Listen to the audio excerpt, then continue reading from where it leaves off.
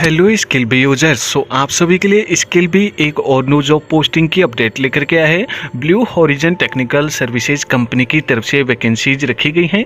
Job location आपकी UAE रहेगी। HVAC technician and AC technician के पद पर ये वैकेंसीज रखी गई हैं।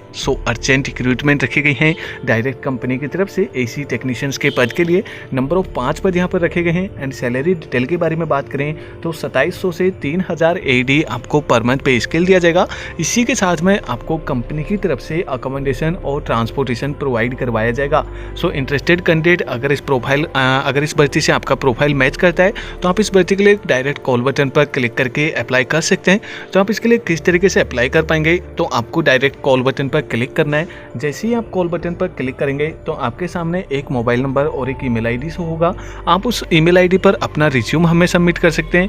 याद रखिएगा, जब भी आप अपना रिज्यूम हमें सबमिट करें तो सब्जेक्ट में आप जिस पोस्ट के लिए अप्लाई करना चाहते हैं उस पोस्ट का नाम लिखना बिल्कुल ना भूलें।